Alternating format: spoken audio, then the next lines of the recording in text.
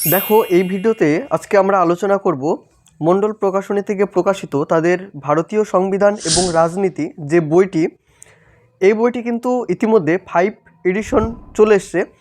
For all competitive exam, যে কোনো পরীক্ষার জন্য এই বইটি তোমরা নিতে পারো। মণ্ডল শিওর সাকসেস সিরিজ থেকে বইটি প্রকাশিত হয়েছে এবং বইটির যারা লেখক রয়েছে তারা রয়েছে ডক্টর সুকান্ত সরকার, ঋতুশ্রী সাহা, কুমুদ রঞ্জন হালদার এবং মিলন বাইন। বইটির সম্পাদনায় রয়েছে সকলেরই পরিচিত কার্তিক চন্দ্র মণ্ডল স্যার। বইটির প্রথম পেজটা বেশ চওড়া কিন্তু তোমরা দেখতে পাবে এবং বেশ কালারফুল কিন্তু রয়েছে। বইটির যদি থিকনেসের কথা যদি বলি, তাহলে থিকনেসটা দেখো ঠিক এইরকমই তোমরা বইটির থিকনেস দেখতে পাবে এবং ব্যাক সাইডটা বা বইটির যে সমস্ত বৈশিষ্ট্যগুলো রয়েছে সেই বৈশিষ্ট্যগুলো তোমরা এই ব্যাক সাইডে লক্ষ্য করবে।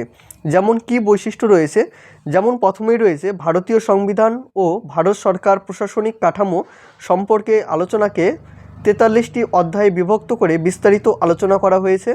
বিগত বছরের কেন্দ্রীয় এবং রাজ্য স্তরে বিভিন্ন প্রতিযোগিতামূলক পরীক্ষায় আগত প্রশ্নগুলি অধ্যায় অনুযায়ী বাংলা এবং ইংরেজি ভাষায় সংযোজিত হয়েছে।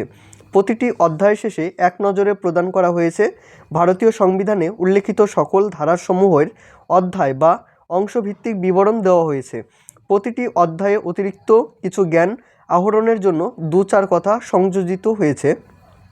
প্রতিটি অধ্যায়ের বিষয়বস্তুকে সহজ সরলভাবে বোধগম্য করার জন্য মাইন্ড ম্যাপ নতুনভাবে প্রদান করা হয়েছে। বইটির যেটা মুদ্রিত মূল্য সেটি করা হয়েছে 525 টাকা। তো এই বইটির একটা তো ডিসকাউন্ট থাকবেই, তোমরা যেখান থেকে নেবে সেখানে তো একটা ডিসকাউন্ট পাবেই। এছাড়া আমাদের কাছ থেকে বইটি তুমি সংগ্রহ করতে পারো, বা আমি যে দোকান থেকে মূলত বইগুলো নিয়ে আসি, Sourav book and magazine centre, সেই দোকান থেকেও তোমরা একটা ভালো ডিসকাউন্টের আকারে কিন্তু পেয়ে যাবে। অনেকেই ইতিমধ্যে তোমরা অর্ডার করছো এবং সঠিক টাইমে কিন্তু তোমরা বাড়িতে বসেই সেই অর্ডারগুলো পেয়ে যাচ্ছ। তো তার যে নাম্বারটা সেটা আমি আমার ডেসক্রিপশনে দিয়ে রাখবো, বা এই বইটির যেটা অনলাইন পারচেস লিঙ্ক থাকবে সেটিও আমি ডেসক্রিপশনে দিয়ে রাখবো। তোমরা অনলাইন থেকেও কিন্তু বইটি পারচেস করতে পারো। তো বইটির যেটা কন্টেন্ট ধীরে ধীরে আসছে, তার আগে দেখো যে মণ্ডল প্রকাশনী থেকে যে সমস্ত বই বেরিয়েছে, যেমন ভারতের ইতিহাস এবং জাতীয় মুক্তি সংগ্রাম, রাজু শেঠের একটি বই, তোমরা অনেকেই এই বইটি পছন্দ করেছো। এই বইটিরও কিন্তু ফুল ডিটেলস ভিডিও কিন্তু আমার এই চ্যানেলে করা হয়েছে। তুমি যদি মনে করো যে ভিডিওটা দেখবে, চ্যানেলে ভিজিট করো, সেই ভিডিওটা কিন্তু দেখে নিতে পারো। তো বইয়ের যেটা পেজ কোয়ালিটি বা বাইন্ডিং কোয়ালিটির কথা যদি বলি, তাহলে বলবো যথেষ্ট ভালো রয়েছে। এবং টোটাল পেজ সংখ্যার কথা যদি বলি, তাহলে টোটাল পেজ সংখ্যা রয়েছে 512টা। তো তারপরে দেখো যে বইটির সূচিপত্র, তার আগে বলি যে তোমরা যারা চ্যানেলে নতুন রয়েছো তারা অবশ্যই সাবস্ক্রাইব করে দিও এবং ভিডিওটি ভালো লাগলে তোমরা একটা লাইক করে দিও। দেখো, এটি হচ্ছে পঞ্চম সংস্করণ, 2025-26 জন্য বইটি বেরিয়েছে। তো 26 যেটা এডিশন আসবে হয়তো বছরের শেষের দিকে কিন্তু তোমরা এই এডিশনটা দেখতে পাবে। তো রিসেন্ট কিন্তু এই এডিশন 2026 কিন্তু আর আসছে না, শেষের দিকে আসলেও আসতে পারে। তো দাম তো আমি বললাম তোমাদের। এবং সূচিপত্রতে দেখো, সূচিপত্রতে কী কী কন্টেন্ট রয়েছে। সূচিপত্রতে প্রথমেই রয়েছে ভারতীয় শাসনতান্ত্রিক ক্রমবিকাশের ইতিহাস, যেমন ভূমিকা, যেমন প্রত্যেকটি বইতেই তোমরা প্রথমে ভূমিকাটা দেখতে পাও, ঠিক একইভাবেই কিন্তু প্রথমে এখানে ভূমিকা দিয়ে শুরু করেছে। ভূমিকা, রেগুলেটিং অ্যাক্ট, পিটের ভারত শাসন আইন, এগুলো হচ্ছে সাব পয়েন্ট বা সাব টপিক। তারপরে রয়েছে 2 নম্বর ভারতীয় গণপরিষদ। ভারতীয় গণপরিষদ থেকে কী কী তোমরা সাব টপিকগুলো পাবে দেখো, পরপর কিন্তু এখানে মেনশন করা হয়েছে। 3 নম্বর ভারতীয় সংবিধানের বৈশিষ্ট্যসমূহ, ভারতীয় সংবিধানের মৌলিক কাঠামো, ভারতীয় সংবিধানের প্রস্তাবনা, ভারতীয় ইউনিয়ন এবং তার ভূখণ্ড, ভারতীয় নাগরিকত্ব, মোস্ট ইম্পর্টেন্ট একটি চ্যাপ্টার, এবং মৌলিক অধিকার, এটিও কিন্তু খুব ইম্পর্টেন্ট একটা চ্যাপ্টার। প্রত্যেকটি পরীক্ষার জন্য কিন্তু এই মৌলিক অধিকার থেকে প্রত্যেকবারই 2-4টে করে প্রশ্ন কিন্তু এসে থাকে। 9 নম্বর যে অধ্যায়টা রয়েছে রাষ্ট্র পরিচালনার নির্দেশমূলক নীতিসমূহ, মৌলিক কর্তব্য, কেন্দ্রীয় শাসন বিভাগ, অঙ্গরাজ্যের শাসন বিভাগ, ভারতীয় সংসদ, সংসদীয় কমিটি, রাজ্য আইনসভা, কেন্দ্র এবং অঙ্গরাজ্যগুলির সম্পর্ক, অন্তরাজ্য এবং আঞ্চলিক পরিষদ, সংবিধান সংশোধন, জরুরি অবস্থা। যেমন জরুরি অবস্থার কথা যদি বলি, তাহলে সাব টপিক তোমরা কী কী পাচ্ছ এখানে দেখতে পাবে। জাতীয় জরুরি অবস্থা, জাতীয় জরুরি অবস্থার প্রভাব, রাষ্ট্রপতি শাসন, 356 নম্বর ধারার ব্যবহার, অর্থনীতি জরুরি অবস্থা, রাজ্যগুলিকে রাষ্ট্রপতি শাসন জারির তালিকা, জরুরি অবস্থা বিষয়ে সংবিধান সংশোধন, জরুরি অবস্থা সংক্রান্ত ধারাসমূহ, এক নজরে গুরুত্বপূর্ণ প্রশ্নোত্তর। প্রত্যেকটি চ্যাপ্টার থেকে কিন্তু আমরা এই কমন যে বিষয়টা গুরুত্বপূর্ণ প্রশ্নোত্তর বলে এই অপশনটা বা এই প্রশ্নগুলো দেখতে পাবো। কী প্রশ্নগুলো রয়েছে সেটি আমি কিছুক্ষণ পরেই তোমাদের এই বইটিতে দেখাচ্ছি। দেখো 21 নম্বর অধ্যায় রয়েছে সুপ্রিম কোর্টের বেশ কিছু যুগান্তকারী রায়, বিচার বিভাগীয় সমীক্ষা, বিচার বিভাগীয় সক্রিয়তা, জনস্বাস্থ্য বিষয়ক মামলা, ফৌজদারি বিচার ব্যবস্থা সংস্কার, ট্রাইব্যুনাল, লোকপাল এবং লোকায়ুক্ত, নিয়ন্ত্রক এবং মহাগণনা পরীক্ষক, ভারতের রাষ্ট্রকর্তৃক কমিশনসমূহ, ভারতের নির্বাচন কমিশন, স্থানীয় স্বায়ত্তশাসন ব্যবস্থা। প্রায় পলিটি থেকে তোমাদের যে টপিকগুলো থাকে বা যে চ্যাপ্টারগুলো থাকা দরকার প্রত্যেকটি চ্যাপ্টারই কিন্তু তোমরা এই বইটিতে দেখতে পাবে। টোটাল 43টা কিন্তু চ্যাপ্টার এই বইটির ক্ষেত্রে রয়েছে। তো প্রথম যে চ্যাপ্টারটা ভারতের শাসনতান্ত্রিক ক্রমবিকাশের ইতিহাস, ভূমিকা দেখো প্রথমেই রয়েছে। তারপর রয়েছে কোম্পানি শাসন 1773 থেকে 1858 খ্রিস্টাব্দে। দেখো এখান থেকে শুরু হচ্ছে ভারত শাসন আইন 1919, the government of India act 1919। এখান থেকে তোমরা প্রশ্ন কিন্তু কিছু পেয়ে থাকো। এবং আরেকটা বিষয় যে এই বইটির যেটা হচ্ছে খুব মোস্ট ইম্পর্টেন্ট একটা বিষয়, সেটা হচ্ছে যে লাইনটা তোমাকে মনে রাখতে হবে বা নোট করার জন্য প্রযোজ্য, সেটিতে কিন্তু বোল্ড করা কিন্তু এই মার্কগুলো দেখতে পাবে। যেমন দেখো মন্টেগু সেমসফোর্ড সংস্কার আইন নামে পরিচিত, তো এটি হচ্ছে সংস্কার আইন নামে পরিচিত, এর ব্যাখ্যাটা তোমরা কিন্তু এই যে দেখো বোল্ড কার্ডে কিন্তু দেখতে পাবে। দেখো আইনের বিষয়বস্তু কি কি রয়েছে, যেমন এই আইন কেন্দ্রীয় আইনসভাকে দ্বিকক্ষ বিশিষ্ট এবং অপেক্ষাকৃত প্রতিনিধিত্বমূলক গড়ে তোলা হয়। রাজ্য পরিষদ উচ্চকক্ষ বা কেন্দ্রীয় আইন পরিষদ নিম্নকক্ষ। কেন্দ্রীয় স্তরের সরকারের বিষয়সমূহ এখানে রয়েছে।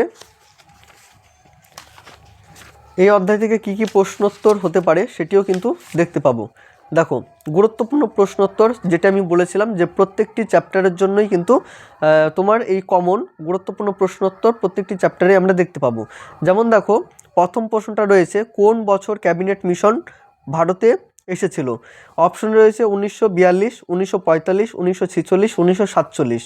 এবং যে প্রশ্নগুলো রয়েছে এই প্রশ্নগুলো কিন্তু বিগত বছরের কোনো না কোনো পরীক্ষা কিন্তু এসেছিল। যেমন প্রথম প্রশ্নটা যেটি আমি বললাম সেটি কিন্তু WBCS প্রিলিমস 2013 সালে আসা একটি প্রশ্ন। 2 নম্বর 1838 সালে কার সভাপতিত্বে কংগ্রেস তার প্রথম প্ল্যানিং কমিটি গঠন করে। অপশনে রয়েছে জওহরলাল নেহরু, বি নাম্বার সুভাষচন্দ্র বসু, জয়প্রকাশ নারায়ণ, বল্লভভাই প্যাটেল। এটি NDA 2010 সালে আসা একটি প্রশ্ন।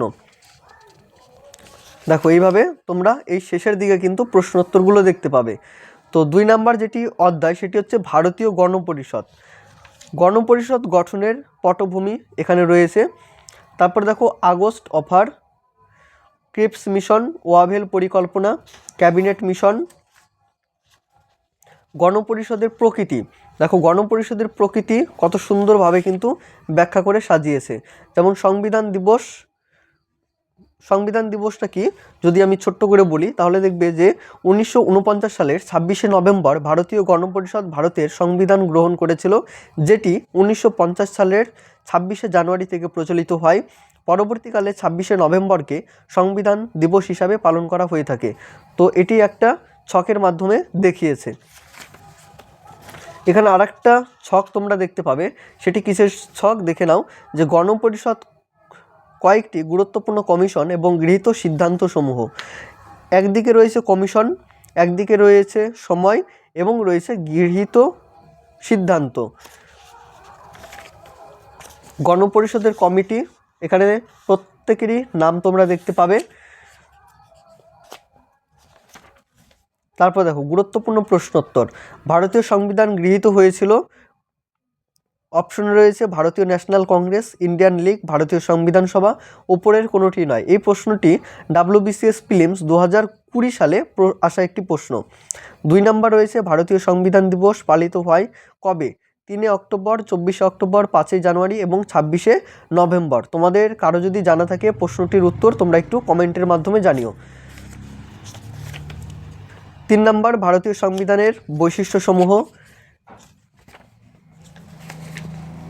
দেখো প্রত্যেকটি চ্যাপ্টারের শেষে কিন্তু ওই গুরুত্বপূর্ণ প্রশ্নোত্তরগুলো তোমরা দেখতে পাবে, এই গুরুত্বপূর্ণ প্রশ্নোত্তর।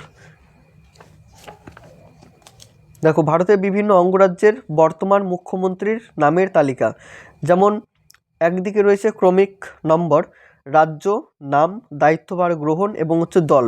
যেমন প্রথমটা যদি কথা বলি তাহলে দেখো প্রথম দিয়েছে অন্ধ্রপ্রদেশ, নাম রয়েছে এন চন্দ্রবাবু নাইডু, দায়িত্বভার গ্রহণ করেন 12 জুন 2024 সালে এবং তার দল হচ্ছে তেলেগু দেশম। তো এইভাবে তোমরা ভারতের প্রত্যেকটি রাজ্যের কিন্তু মুখ্যমন্ত্রীর নাম দেখতে পাবে। ভারতীয় সংসদ চ্যাপ্টার, সংসদীয় কমিটি, সংবিধান সংশোধন। দেখো কত সুন্দরভাবে কিন্তু বইটির প্রেজেন্টেশন করেছে। তোমরা যারা পলিটির বই নেবে ভাবছো তো সেক্ষেত্রে এই বইটি অপশনে রাখতে পারো। বিচার বিভাগীয় সমীক্ষা, ট্রাইব্যুনাল। তো বইয়ের যেটা প্রেজেন্টেশন যেটা রয়েছে যতটুকু দেখালাম তোমাদের হয়তো ভালো লেগেছে বইটি সম্পর্কে। আমার মনে হচ্ছে যে প্রত্যেকটি চ্যাপ্টার আমি ধরে ধরে তোমাদের দেখাই, তো সেটি তো ভিডিওর মাধ্যমে সম্ভব একেবারেই নয়। তো যতটুকু দেখালাম তোমরা হয়তো বুঝতে পেরেছো যে বইটির প্রেজেন্টেশন কতটা কেমন কি করেছে। তো আমি আর বেশি বড় করছি না ভিডিওটা, তোমাদের দেখার সুবিধার্থে। কিছু যদি প্রশ্ন থেকে থাকে বইটি সম্পর্কে তোমরা একটু কমেন্টের মাধ্যমে জানাতে পারো, বা তোমাদের কি মতামত রয়েছে বইটি সম্পর্কে সেটিও তোমরা কমেন্টের মাধ্যমে জানিও। এবং যে বন্ধুটা যে ইন্ডিয়ান পলিটির একটি ভালো বই খুঁজছে তো তাকে একটু বইটি সাজেস্ট করে দিও, বা তোমার যদি ভালো লাগে তো সেক্ষেত্রেই সাজেস্ট করে দিও। দেখা হবে অন্য কোনো ভিডিওতে। সকলে ভালো থেকো, সুস্থ থেকো এবং ভিডিওটিতে সকলে একটু লাইক করে দিও।